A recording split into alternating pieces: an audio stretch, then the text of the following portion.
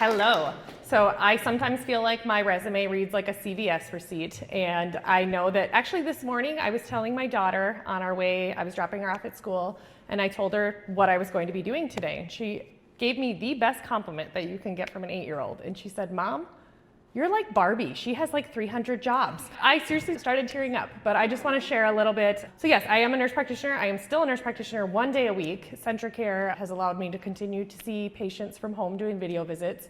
But my journey, I always thought that I would end up, my passion was always in the agriculture world. I grew up on a very large beef farm, and the way that my parents sold and raised their cattle was actually value added. So there's the market that says what beef is worth, and then they actually have very, very good genetics. So they sell their bulls across the country for a very premium price. They sell their calves as people that want to sell them as show animals, again, across the country. And so I just grew up not realizing that that was a thing, commodities versus communities within the world of agriculture. So when I went to college, I ended up going for nursing because all of the majors that I looked at, and I went to South Dakota State, all of my friends were ag majors. I loved that world, but I didn't know where I was going to fit. So I went to nursing kind of as a default. And then when I graduated, I went to grad school because that's how you advance your career as a nurse. So I immediately, school came easy to me, so I went on to get my doctorate degree.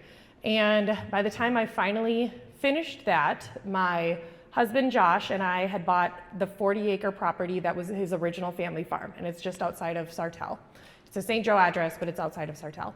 And we finally were like, okay, what are we gonna do with this? We thought maybe some sort of little farmer's market someday, just a fun thing. You can Google, what does a full-time nurse practitioner make? He was working, full-time in the agricultural lending field. It was never going to make sense for us to sell canned goods or something. But we started this little farm stand, and it was just a fun little passion project. And then that December of 2020, he died of a heart attack. And I found out I was pregnant the day after the funeral. And I would say I know, pause, we only got 5 minutes though, so I promise I'm okay. I'm not briefing over it, but a lot of things got from there to there, and for the first year and a half, I continued people kept asking to buy more flowers, asking to do things. And then about 2 years in, when I finally took a deep breath, I would say what led me to my entrepreneur journey is I read his obituary one more time, and he had a very fulfilling life. He had a lot of hobbies, he had a lot of things that he cared about. My best friend is also widowed, and she and I say to each other all the time, lead an interesting life. And I just realized that I want to see what I can grow this into, literally grow. And I just continued to try to find a way that, people just kept telling me like, well, you'll never make as much as you did as a nurse practitioner. Why are you doing this? This is irresponsible, da da da da. And additionally, having a 40-acre hobby farm with 18 outbuildings is ungodly expensive. I can't tell you how much the property tax is, the fact that it's on insurance, and so to be able to actually prove that you're generating revenue from a property, there is a huge shift in agriculture that is direct to consumer, so bypassing the commodities, the markets, the wholesale, and then value added. So my favorite example of that is a bushel of apples goes for like $40, but you turn those apples into cider and pair it with a music concert at Milk and Honey. Now people are paying $7 a glass for some squeezed juice, right? So where would you get that apple? It's the same thing with my flowers. Brides will pay a premium, florists will pay a premium, people will pay a premium when they can buy it there.